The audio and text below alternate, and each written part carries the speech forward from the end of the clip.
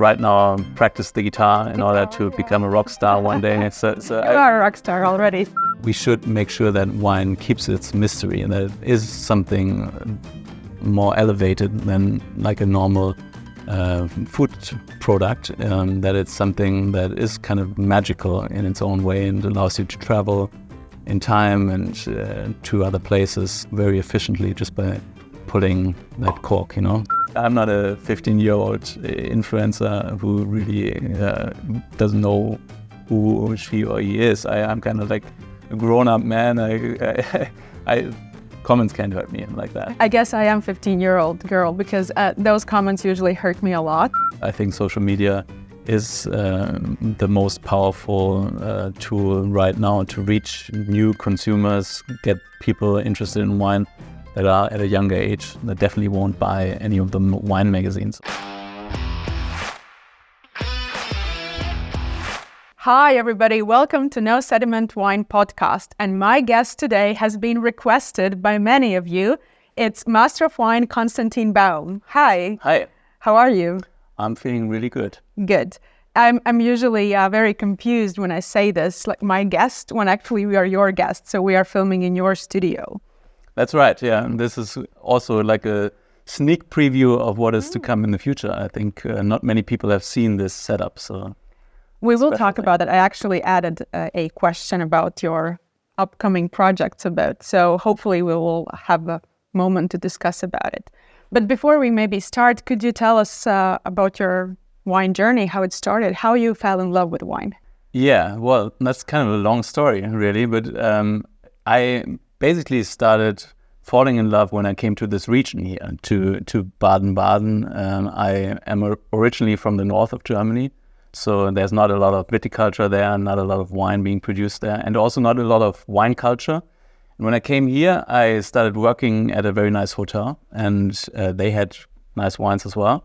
So I started tasting wine and learning about wine, and that's kind of how it all kicked off. So working on the floor, tasting wines in my free time, visiting wineries whenever I could, and it kind of spiraled out of control from there, I guess. Out of control. Okay. But I mean, becoming a master of wine, it does require you some control, some kind of aim that you are setting up for yourself.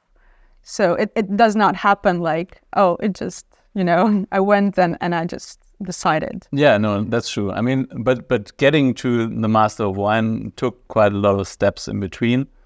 So I fell in love with wine and then kind of worked at a very nice restaurant in Dublin. Ireland. Yeah, in Ireland, exactly. The only 2 Michelin star restaurant in Ireland back then, and I think it still is. And they had an amazing wine list, so I really had lots of opportunities to taste great wines. And there was also a period when the Irish economy was doing really well, and the Irish, they like to drink. So we sold lots of wine and lots of really amazing wine. And I actually met Bono and The Edge there. They came there quite frequently and drank good wines, and we talked about wine. Sinead O'Connor came there as well, and I started tasting great wines from Burgundy, from the Rhone, from Bordeaux. Not so much the new world, more the classics, because the head sommelier was French. But that really shaped my palate, and I got really developed my tasting abilities. I also realized at that point that I'm a good taster, Okay. So that was kind of at that stage, because I got to taste lots of wines next to other people who were also experienced. We were 3 sommeliers, and in those tasting sessions, I remember especially one where I actually blind tasted with my head sommelier, and I got the wine right, and he didn't quite get it right. And I kind of thought, well, that's kind of cool. That's kind of nice. So that's kind of also when I first heard about the Master of Wine, because it's not necessarily qualification, especially at that time, maybe even not today, but at that time it wasn't well known in Germany. But in Ireland and in the UK especially, there were lots of Masters of Wine. So there was a strong influence from the UK also to be felt in Dublin.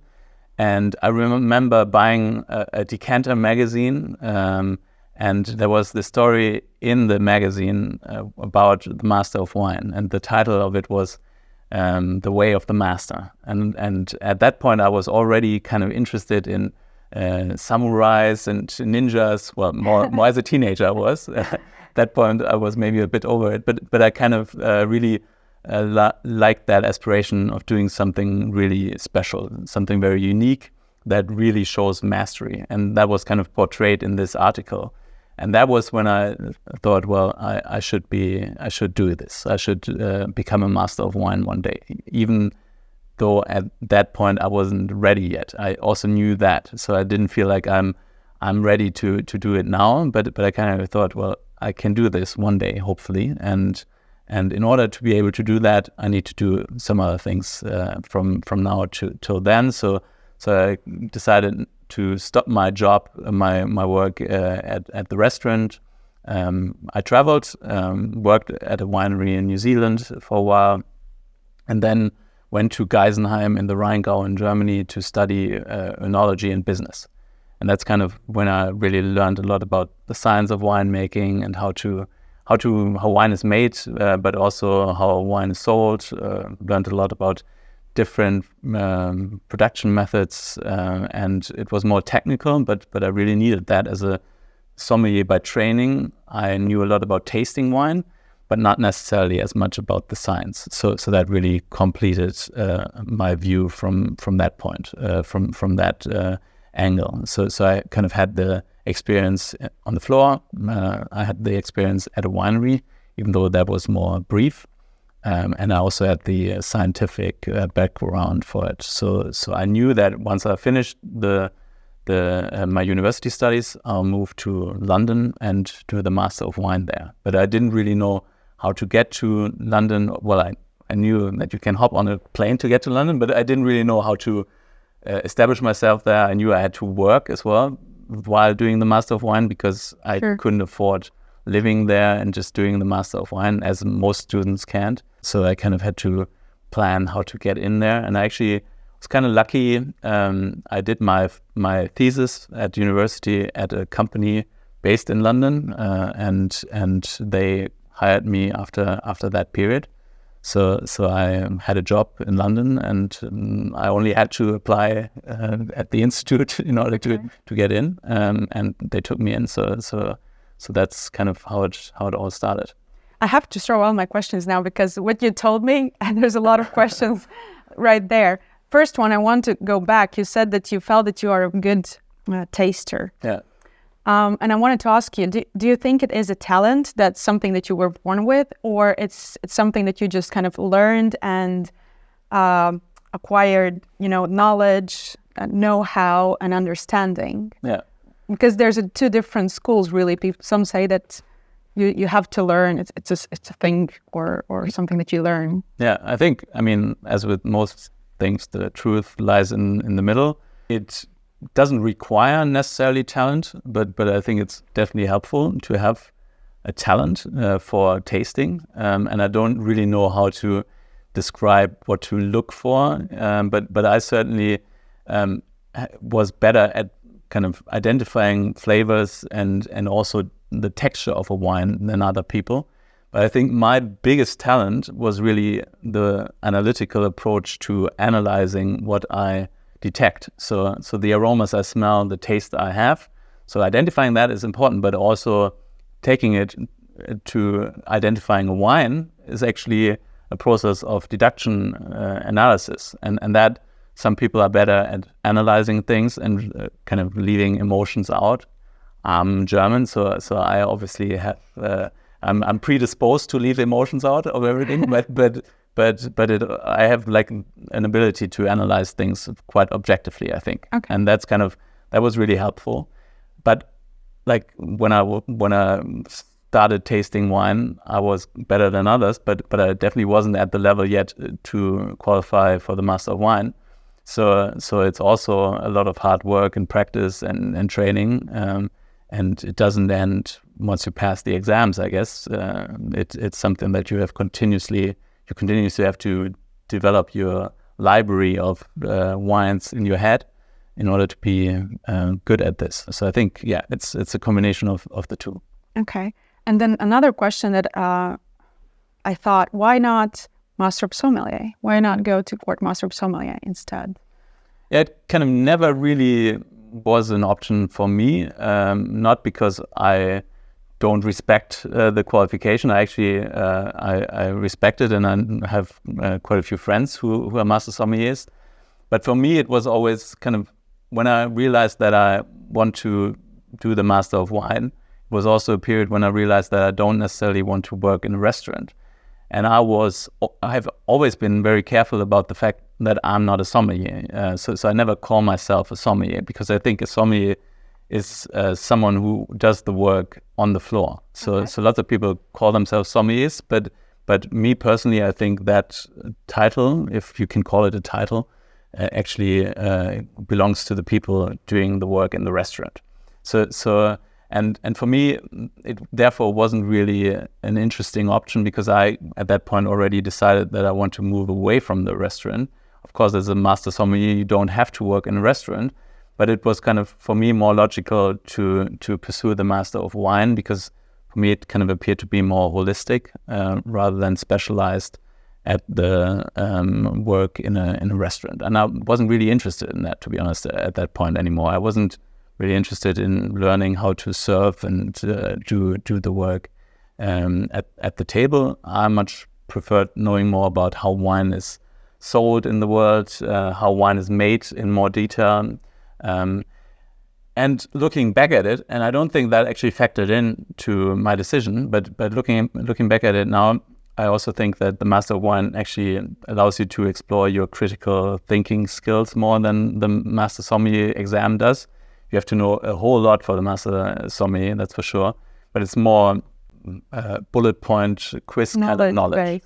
Yeah. So you have to list different vineyard sites or different regions in a given country, and that for me wasn't as interesting as developing my ability to think critically about a topic and write an essay about it, really analyzing it from different angles and going deep into the science of it as well.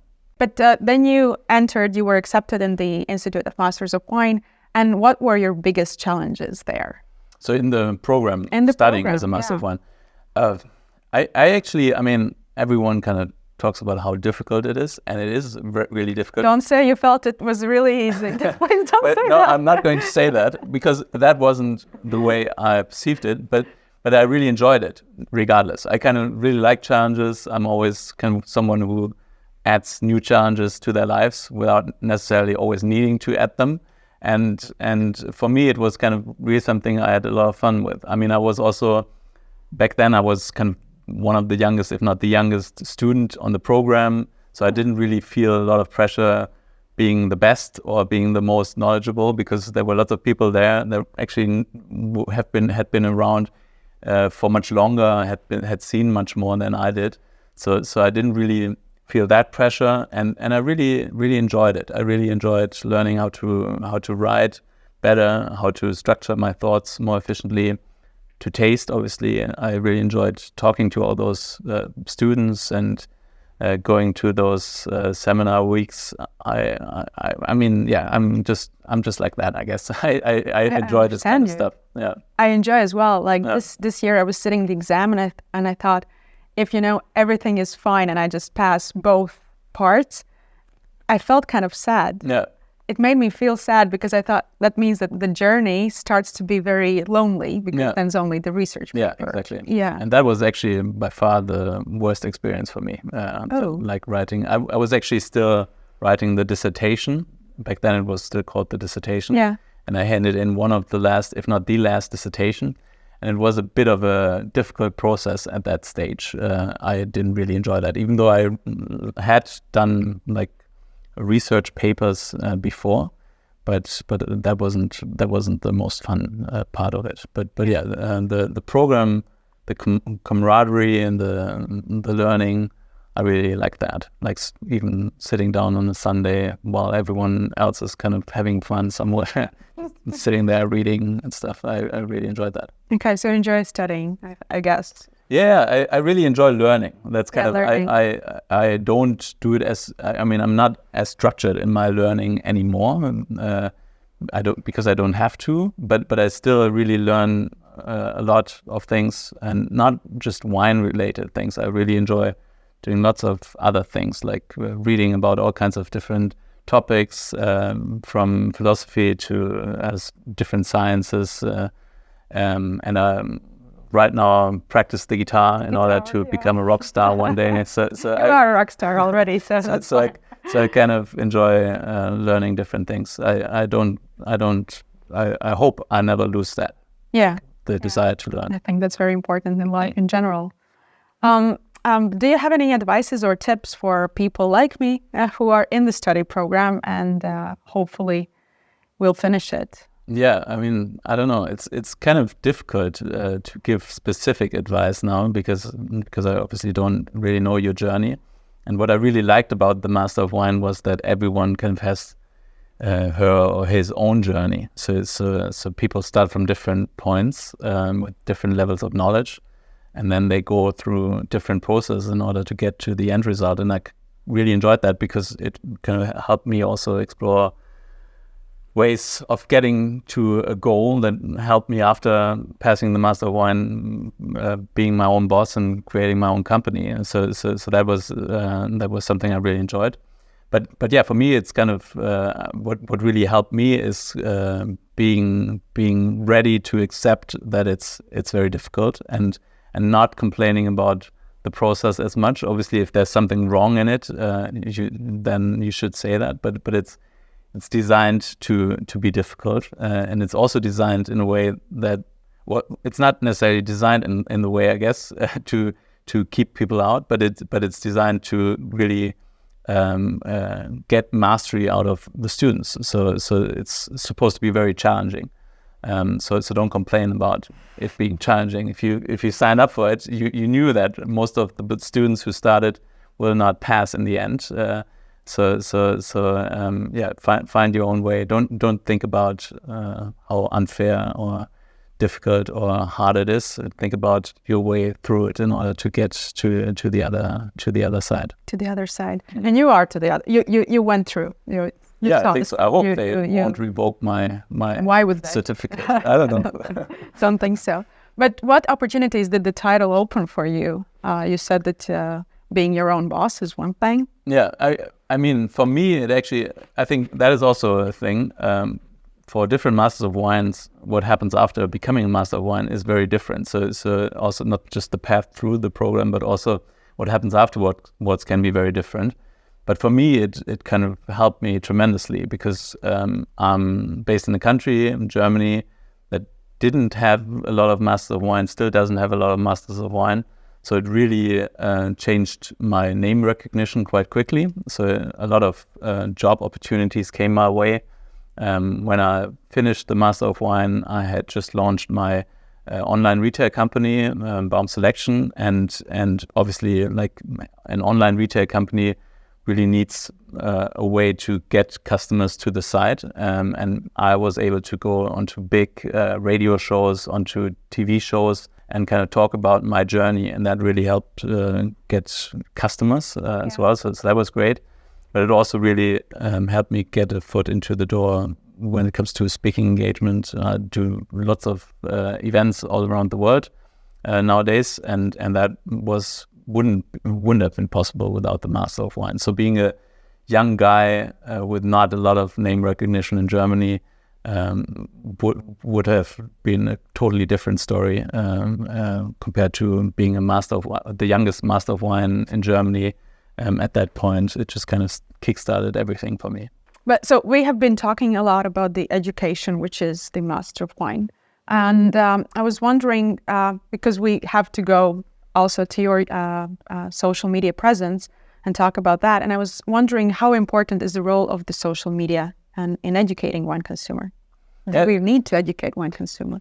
I don't know. I think I have to. It's kind of something that I think is important when it comes to my role in this world. There are other people also on social media related to wine who take a different approach, and that's fine. But I see myself as an educator first and foremost, not as an influencer. And I talk about wine as education opened my eyes to wine. So it really helped me, and I think what I do is designed to help other people get interested in wine, learn about it, learn about all of it, the good, the bad, and the ugly, but just kind of get an understanding of what wine is. It's kind of my mission to make the world taste better, and I think social media can play an important role in this. Is it the only tool that we have? No way. I mean, I also do other things. Then I'm not just on social media, but I think it's a very powerful tool. And if I look at the wine media scene right now, I don't really think that print media will have a big resurgence anytime soon. So it will be digital. There will be different ways, obviously, to be present digitally, but I think social media is the most powerful tool right now to reach new consumers, get people interested in wine that are at a younger age that definitely won't buy any of the wine magazines or stumble across the website of one of those wine magazines. I think wine media has really lost an opportunity getting into this field early. I mean, there are some wine media publications with big accounts, but very few of them really get traction there and are really relevant in that space. So I think social media will continue to be important, but it's definitely not going to be the only path to the consumer, to wine interested people. But it's certainly one really important one. And in your view, how has social media changed the way people learn about wine? I think social media has changed so many things, right? So everything is shorter and more snappy nowadays. And I actually still sometimes find it a bit difficult to work within a very short format. And that's why I haven't done much of that, even though I realize that I probably should explore it more in order to find ways to get people interested in wine in a short form piece of content. I think that's definitely possible. But yeah, I think like you have to be more on the point. You have to also be aware that lots of people on those apps are younger. They are also expecting younger faces, and I'm still not the oldest, but I'm getting older, I guess. I mean, you look very young. Fine. Oh yeah, but don't look at my passport and my date of birth. But yeah, I think. Like being able to talk to those people in a way that they appreciate is important. But this will also open the doors to more young people on those apps, like influencers, wine content creators, becoming more relevant much more quickly, rather than going through the process of having to start writing as an assistant at a magazine and then at one point get their own column when they are 50. This will be different. I mean, there's so many young people now just making wine-related content, and they some of them attract a huge audience. So I think it will make it much more easy to reach people. It's also easier to spread misinformation.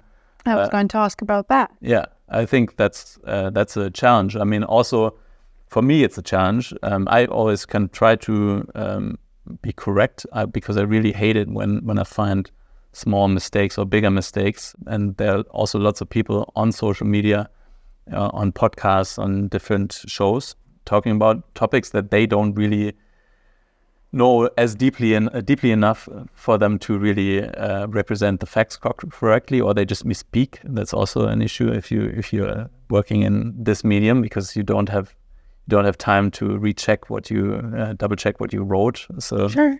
And there's lots of errors and wrong information out there as well.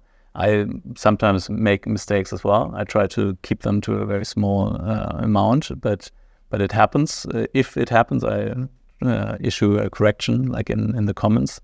But yeah, I think it's also important to call out other creators if they make a bad mistake, even though I find that difficult in my role, just kind of writing a comment under someone's post, especially if they are not maybe smaller creators or whatever. But I actually just yesterday wrote a comment under one of the biggest podcasts in Germany, not a wine podcast, and they talked about wine, and they made like the most horrendous misrepresentation of the facts of the origin story of Opus One. Okay. So I kind of felt like I had to write something under that. I don't know how many people will read it, but yeah, but I think that's also the great thing about social media. So you can, it's also in a way self-moderating. So people will call you out if you make a mistake, and you have a chance to kind of react to that. Yeah. I think, but I think there's a fine line because, as you mentioned, myself as well, I also have made some mistakes, and I just thinking about them makes me cringe. I said, no, wait, like it's out there now, published. But then there's a fine line, like those comments, because there's so much negativity, and sometimes I think that some of those comments are just made to kind of hurt people instead of really add something or educate. How do you keep that line, or how do you deal with the negativity in your comment section? I think I'm weird, you know. Like I first of all, I don't really see a lot of negative comments. Perfect. I mean, there are some people kind of calling me names, but that really doesn't hurt me. Those moments when I actually make a mistake, a factual mistake, and someone calls me out on that also hurts me. But I actually, when I see more bad comments than usual, I actually kind of feel like, oh, this looks like this video is being spread to more people. This is not my nice audience. They are friendly, and they respectfully call me out if I say something that is wrong. Those are new people, and then I kind of go, well, that's actually a good thing. And sometimes I also engage with really negative comments and have a little bit of fun with that. Okay.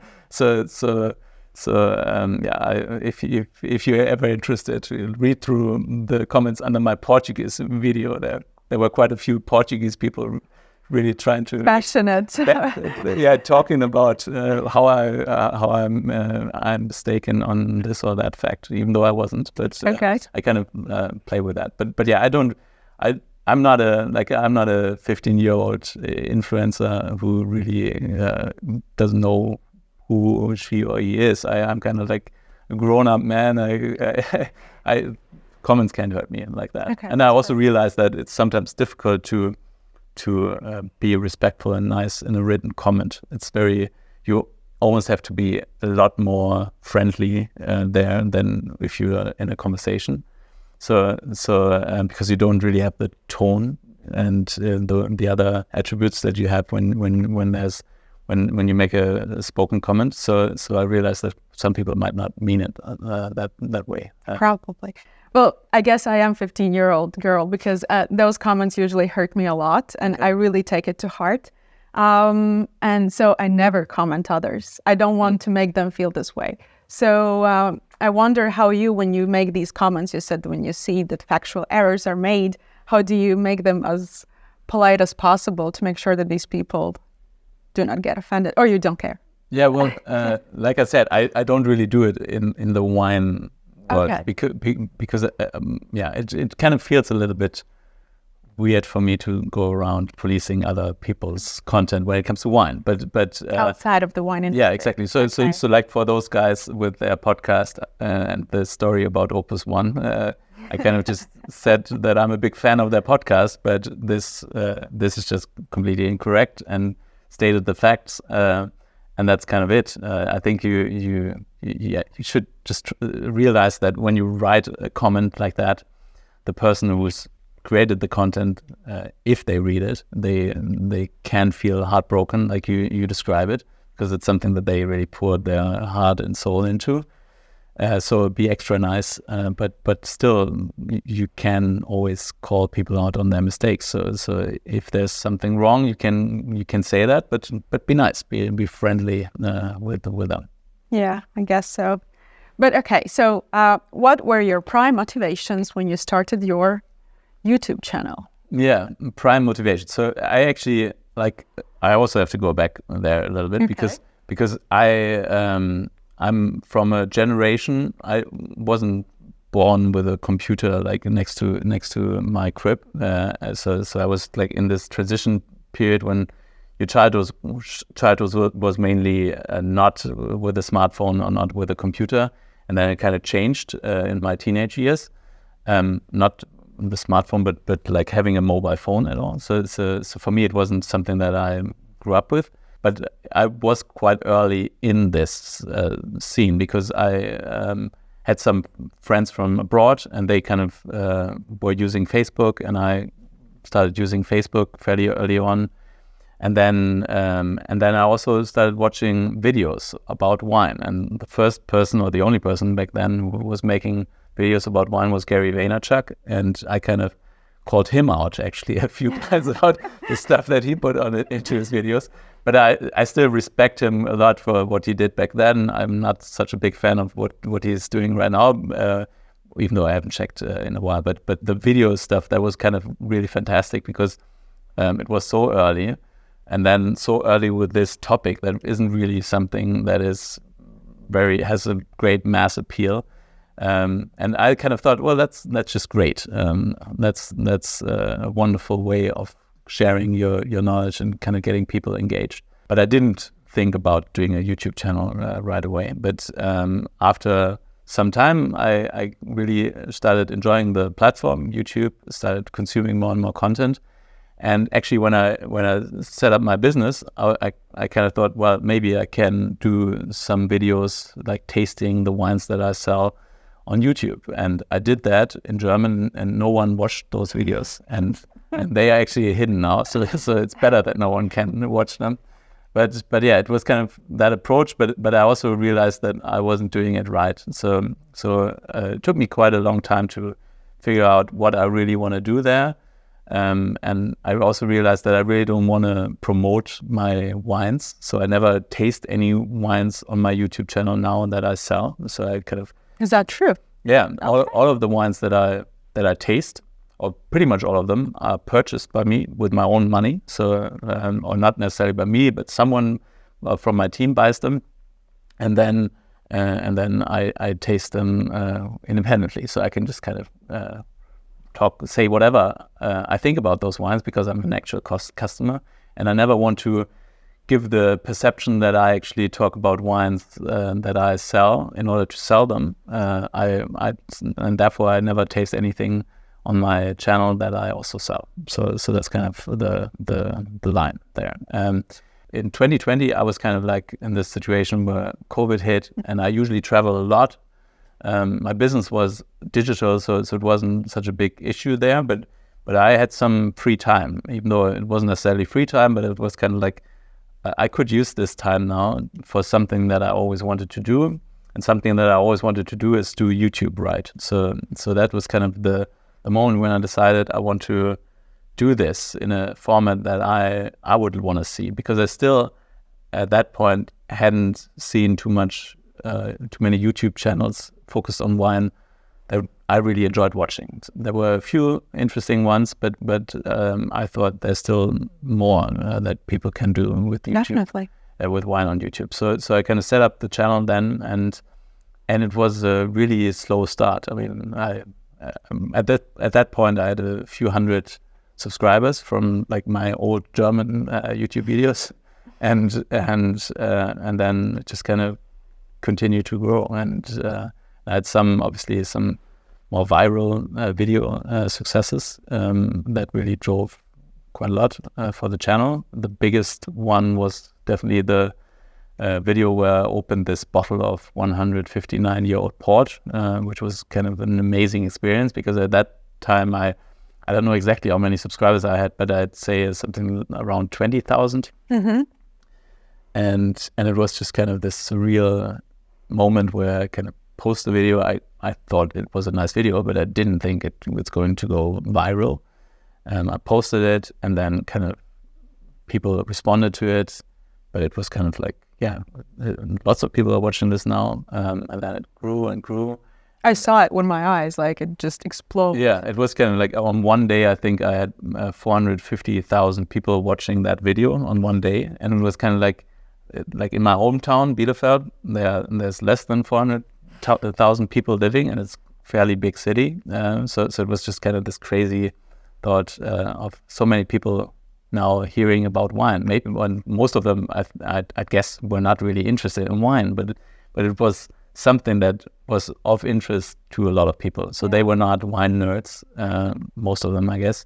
They were just kind of like, this sounds interesting. And I think this obviously was great for my channel, but it also really was fulfilling the mission that I was kind of setting myself, making people more appreciative of wine, and making the world taste better. Just also means that people need to understand the magic of it, and some of those people probably will have started tasting more wines since then. Some actually commented, "I'm Muslim and I don't drink any wine, but I watched this video and I really liked it." So that's good. That was cool. Yeah. So that kind of that one video really propelled the channel to another level, I guess. But it was also a long process of gaining more and more subscribers, and you know how difficult it is. It's different on YouTube, I think, compared to other platforms. It's much more. It's hard work on Instagram and TikTok as well, but the growth usually takes place on a much slower level. And I was actually quite lucky that it went so fast for me, but it still felt like a long time until it became like a real thing. Yeah, I think it's also important to remember that there's some people say there are short kind of cuts. No, there are never. I mean, some people just kind of catch lightning in a bottle. I think that does happen. There's people who've kind of posted their first video and they get a few million views on their first video, not because they're famous, just because that video just kind of struck a chord with lots of people. But yeah, for most, it's a long process, and it continues. I mean, it's not smooth sailing once you've hit a certain point. It continues to be difficult. And now, have your motivation changed for your YouTube channel? Because so you started, you had some free time, and you wanted to fulfill your initial idea or aim, and now you continue it even though COVID is gone. And I think, I mean, it obviously has changed in a few ways, because like in the beginning it was kind of all this could be something, and now it kind of is something. And it's also like a business now in a way as well. I don't work with any like I said, with any wineries or anything like that, but I do have sponsors from other industries that purchase time on my channel, and so that's great to make some money in order to be able to do some more crazy videos. But I think now my desire is to take this channel, or continue to take the channel to the next level and reach more people. I think there's still room for a few million subscribers on a wine channel. I think there definitely could be something like that in the future. But that's not necessarily the most important thing for me. The most important thing is really having a platform, the ability to reach people who are interested in wine, and sharing the love for wine, teaching them good information about wine, and getting them interested in exploring more. I think that's kind of still at the core of it. But yeah, having more people and being able to reach more people would be a great thing. And I also wanted to ask you, maybe I've mistaken, but I think in your early days, your videos were more technical and really educational, like on point. And then you kind of introduced more and more the entertainment part, like the video that you also said about the tasting 159-year-old wine. It is maybe more entertaining than kind of discussing Leo D and Burgundy. So how do you try to balance that? I think that's videos? Kind of that's a good observation. I think in the beginning I was more technical, and now I feel more comfortable riffing a little bit about different topics. I also think that my audience is different than it was in the beginning. So there are more people also who are maybe at the beginning of their wine career, if you can call it that. I mean, most of them are not working in wine, but they start getting involved. So I try to keep it a little lighter there.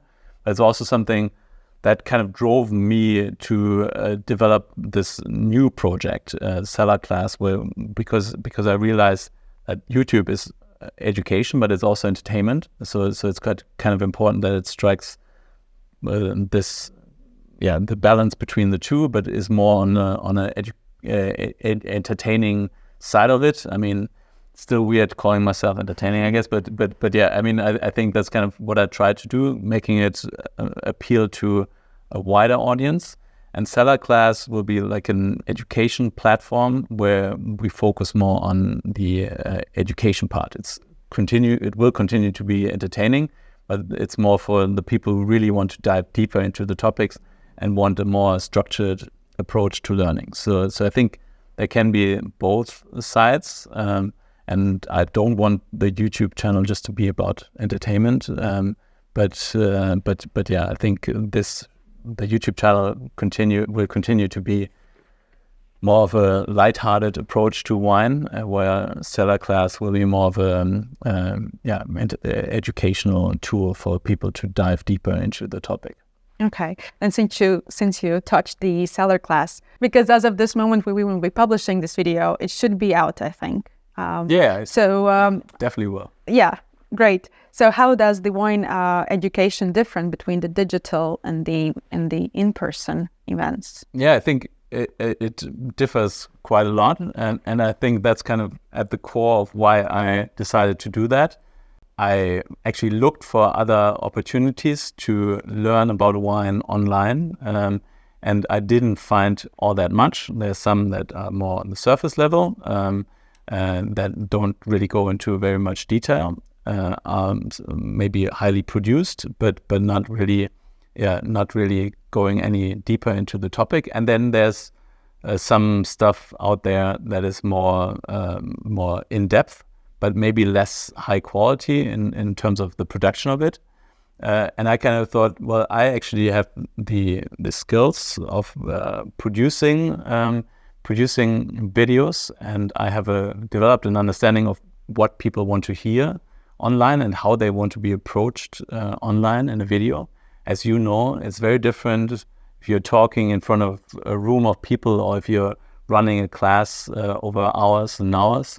The way you communicate, the way you need to keep the attention, how you should talk, also the opportunities that come working in a digital environment are much bigger. You are able to do many more things.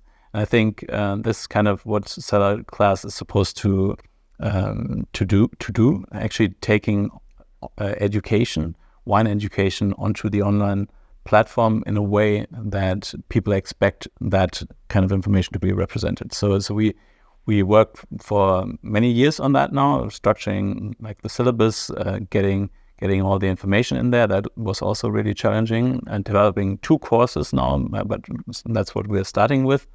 But we are going to add others on top.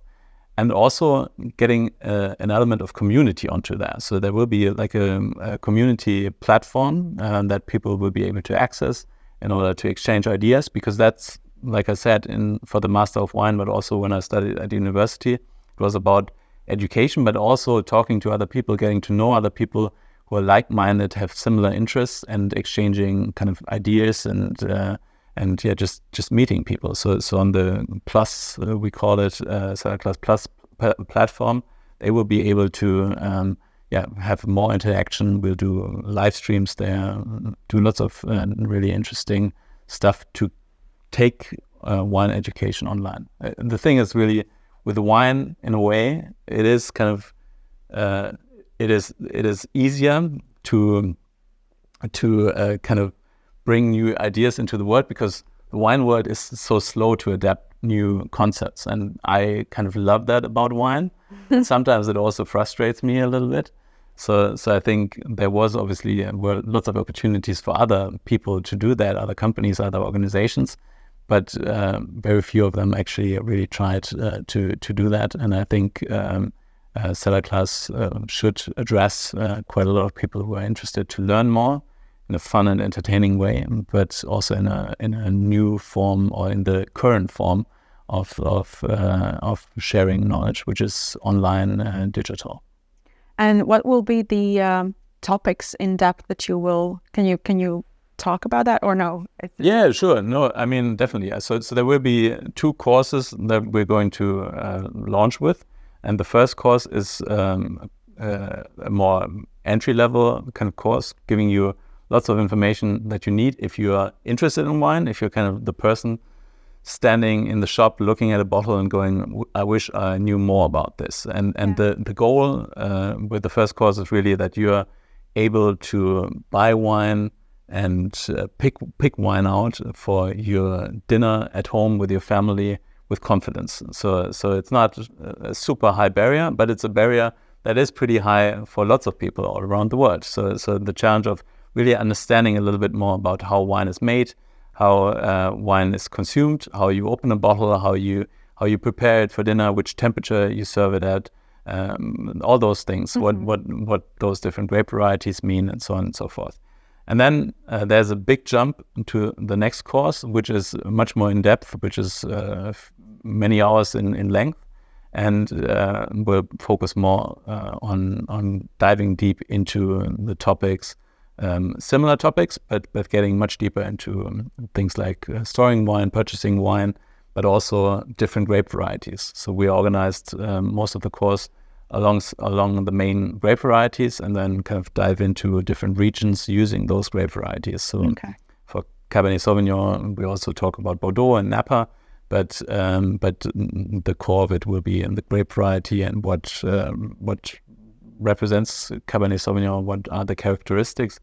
And there will be lots of tastings in those courses. So I'll be opening lots of bottles and talking about the characteristics, the flavors, and so on and so forth. But it will be a course that you won't need any wine for. So you can just kind of so you can live through my experiences. And I think that's kind of also what I learned over the last years, how to communicate the style and character of a wine through a digital platform. Okay, nice. I have one more question that we jumped around because you started to talk about the Cellar Class, but I still wanted to ask you, and you touched it a little bit. You mentioned that you do not taste wines that you sell, and I respect that a lot. I mean, because you know the industry very well, and my question would be, how do you stay true to yourself when you do these videos? Because we get sent samples, we are invited to wineries, to wine regions, and then how do you, when you come back, how do you, I don't know, stay true to yourself? And if the wine was not perfectly good, even though the winemaker was just amazing, and the trip was amazing, how can we communicate that? I think it's kind of there are many aspects to this question, but first of all, like I mentioned earlier, I can be very objective, so I think I can remove quite a lot of my subjective impressions from the experience that I had with the winery or with the winemaker when I assess a wine. So that's one thing. For me, it's really important to purchase those wines, and then I'm a customer, and I can say, well, this bottle cost €100, but it's not good. So don't buy that. I made the mistake for you. So that's kind of that. But it's, I think there's always also an element.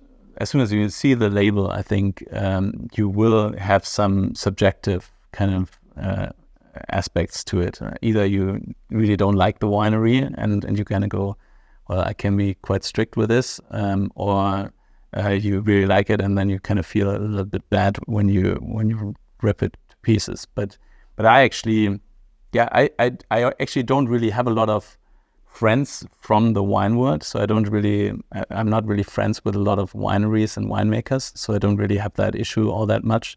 I can be quite independent. I always liked Robert Parker's approach to many of those things, even though he is bashed quite a bit in the industry, but I actually kind of really liked his style of kind of trying to remove himself from all those subjective influences and trying to be very objective when assessing a wine, not thinking too much about the winemaker's beautiful daughter or whatever when he tastes the wine.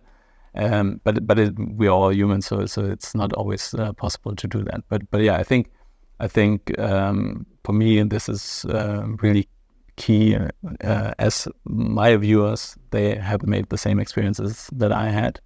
So I should not have those experiences influence my judgment too much, because they rely on my judgment when they purchase wine. And I also, you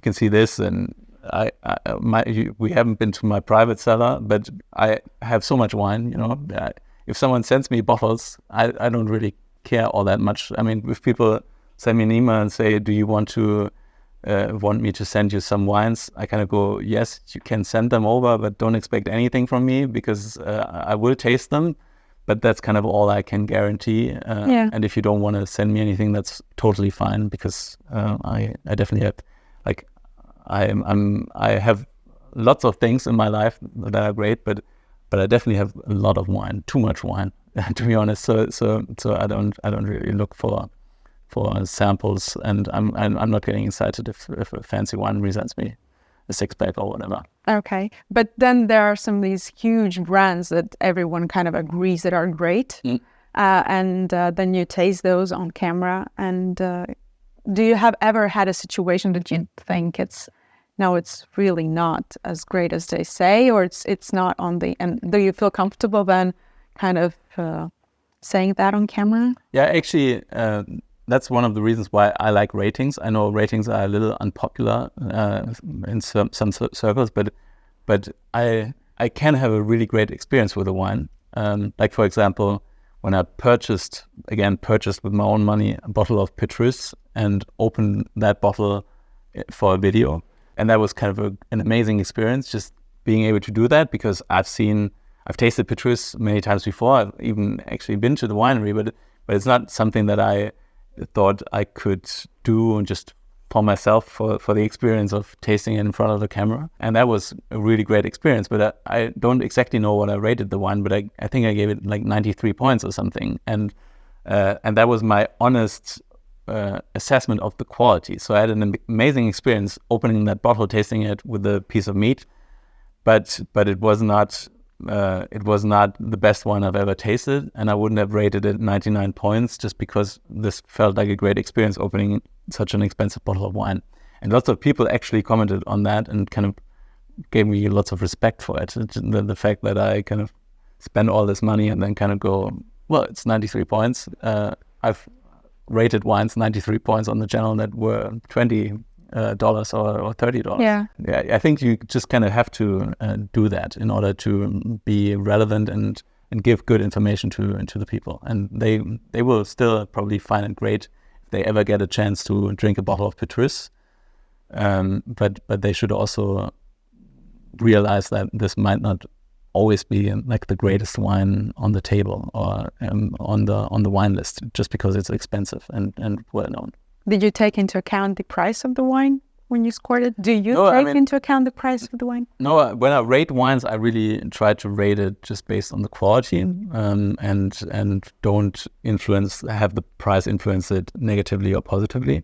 So I wouldn't rate it down because I think this is not great value. I think that's a different score that might be interesting. But for me, it's just about rating it in the context of its quality and then in the context of wine in general. So the 93 points sounds terrible nowadays, but this is still a world-class wine in my book. But it's just not anywhere close to the best bottle I've tasted on YouTube even. So definitely not one of the most exciting wines I've ever tasted. Okay, good. I haven't tasted it, so I feel good now. I don't have a bottle here, unfortunately, but that's fine. Next time. Yeah. Last question, which I ask to every single person on my podcast, is what is one wine myth you would like to debunk? Oh, one wine myth I would like to debunk. I think, this might not be as relevant to most people, but I think actually demystifying wine is something that I would like to stop people from attempting. I think the beauty of wine is really that it is kind of combining the science and very practical matters, like gets you drunk. It's made through fermentation, alcoholic fermentation, and we understand that. But it's also like a really mythical product. So I think we should make sure that wine keeps its mystery and that it is something more elevated than like a normal food product, that it's something that is kind of magical in its own way and allows you to travel in time and to other places very efficiently just by pulling that cork, So I definitely would want people, especially from the industry, to stop thinking about demystifying wine. That's me. I usually like to talk about wine in a very kind of chemistry way, so thank you. Well, but I'm pretty sure that you wouldn't just like wine for the chemistry of it. No, of course. I mean, the story is fun as well. I think it's the story, but it's also quite a magical product sometimes. If you open one of those special bottles or have one of those special wine moments, I think you must have had some of those in the past, and I think that's really what I find the most rewarding. Not necessarily knowing everything about wine, but just being able to be part of this world, this kind of mythical world of wine. That's beautiful. Thank you. Thank you. And I have a small gift for you. So we give it to every one on the podcast. So thank you for agreeing. That's awesome. I know you are super busy. I'm going to mess up my hair here. Yes. But I actually would have needed that on my holidays. It fits perfectly. Great. I would have needed that for my holidays. Well, there must be more holidays coming up. One day. Yeah. So thank you very much. And thank you for your time. Thank you. And cheers. Bye-bye.